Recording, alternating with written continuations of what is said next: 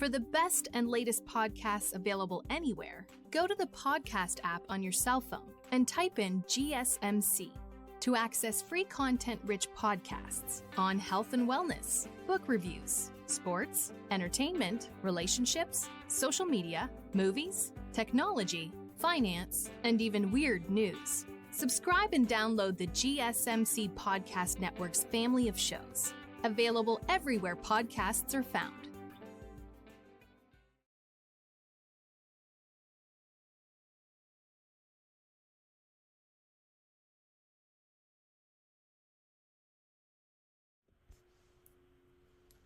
Welcome back to the GSMC Dead Ball Sports Podcast, hosted by GSMC Sports Network. I'm your host, Nolan Jammer. Sorry, my eyes got a little watery there. I'm not sure. I think probably allergies. So sorry to kind of rub them real quick.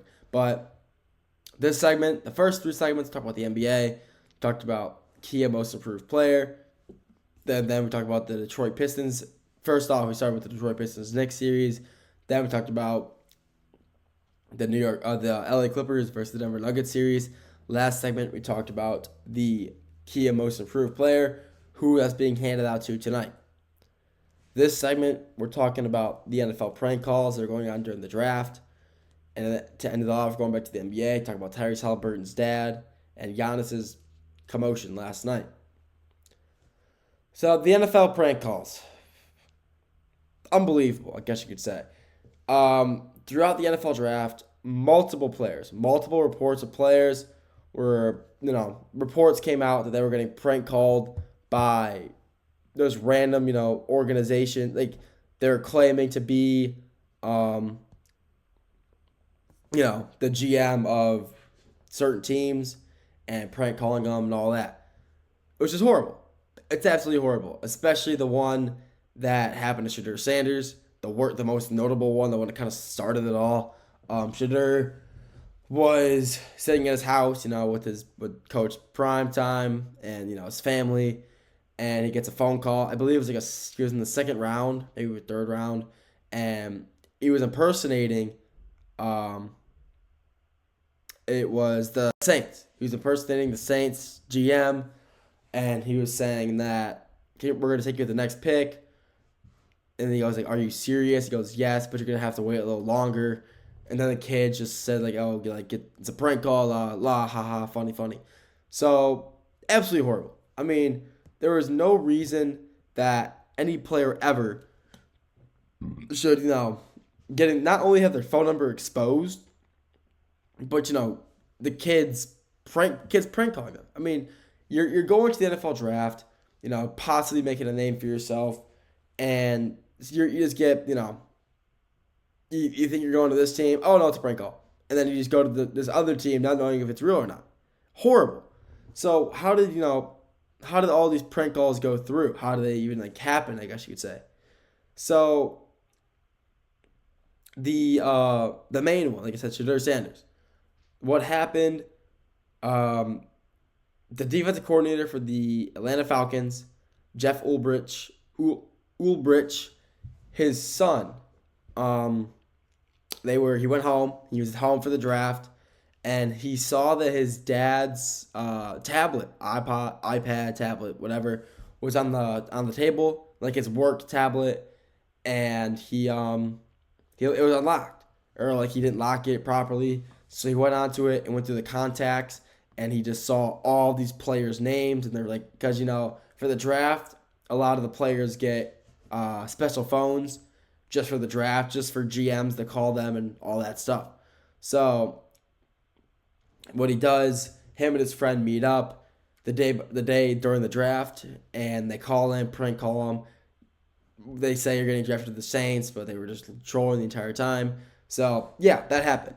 So, but after that, multiple other reports were coming out of players are coming out saying, yeah, I got prank called as well, all of that, blah, blah, blah, blah. So what happened? So the main one, defense coordinator for the Falcons, Jeff Ulbrich, he was fined, or the Falcons were fined, $250,000 for the prank call, and fined Ulbrich $100,000, just him. So the Falcons ended up being fined a total of $350,000 for, not it wasn't even for his kid's actions, which is horrible. No, it's horrible. But they're going to, from what I hear from articles that I've read and seen, the Falcons and the Ulbrich family are gonna make amends. Try to.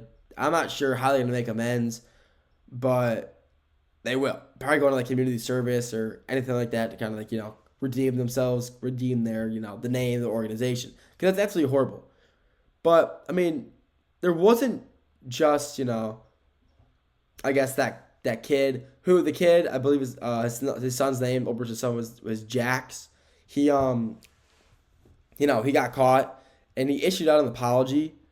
So it was a pretty poor, I guess you could say, apology. He apologized, but it wasn't really that good, I guess you could say.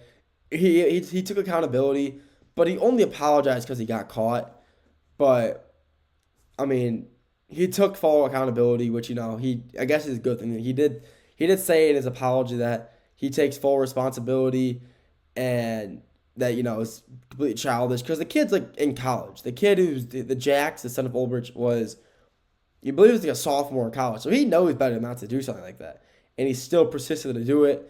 And then he took a video, or his friend did, and got leaked, and then it all went down from there. But they're not appealing the fine, the Falcons or the family, because they were 100% in the wrong there. So yeah, which is horrible. But it's good though that the kids the family's not debating it. They messed up and the family's taking accountability. So are the Falcons. But it's not only them who were prank called. A lot of other players were. For example, now tight end for the Colts, Tyler Warren, he was prank called. Cal McCord, quarterback now for the Falcons or the Eagles. Sorry. Mason Graham, who was a 5th overall pick, somehow got prank called, and his was probably the worst. But I mean, his was definitely probably the worst because of the language that was involved in the prank call itself. There was a leaked video of it, I believe, if I saw this right. But from what I saw, the person who was imitating Kevin Stefanski, the head coach of the Browns, so he was getting prank called by the team that eventually ended up drafting him.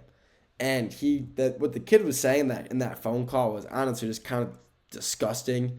He was saying, it wasn't gross, but the language involved is something that I'm not allowed to say on the air. I'd get in trouble. My boss wouldn't be very happy with me. But it was really disgusting. It was, very vulgar and just gross. Just calling him some pretty mean things. But it's just horrible that, these guys are getting prank called like that. Tyler Warren, who was picked up in the first round by the Colts. He got prank called as well, like I said.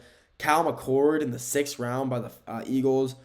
Yeah, I feel like those later guys, you could see that happening, which kind of sucks.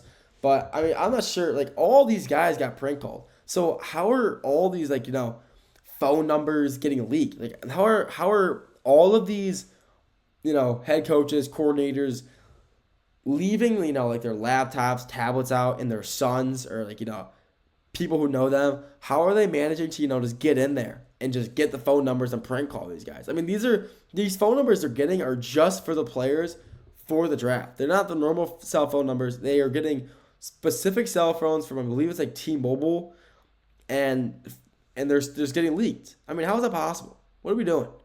But they got to figure that out. I mean, that's because apparently Cooper DeJean, he got prank called last year as well, and he was also a 1st-round pick. It's kind of nuts. But yeah, I mean, it's kind of you can't be letting that happen. You cannot be letting your players, especially if you're like Mason Graham, how are you, I don't know. This is kind of weird. If Mason Graham is definitely the most weird situation when you're getting prank called by a team that actually ends up drafting you. Pretty random, pretty kind of insane. But I mean, the head coaches and coordinators and all those members of the team's facilities, they need to just keep those tablets locked up. I mean, they cannot be letting them fall into the hands of their kids who will end up doing something stupid, which has happened, with Shadur and that Jax Ulbrich kid. So overall, I mean, very interesting topic to talk about. Very interesting, like, just sequence, I guess you could say. There's no way that players and coaches are getting their numbers leaked because they can't lock up their tablets properly. Really, really funny thing to think about, honestly. But at the end of the day, I mean, people make mistakes, and the Falcons and the Ulbrich family have, made their mistake. They taken full responsibility for it, which is good. But they got room to learn. They got, figure it out for next time. Oh, we can't believe in our tablet's unlocked. It's a learning mistake. It shouldn't be, a thing in the first place, but, things happen. So maybe hopefully they learn from this and move on to bigger and better things. That's all I got for that segment. Next segment and the final segment, we're talking about Tyrese Halliburton's dad and Giannis's little scuffle after the Pacers win last night. We'll get to that after the break.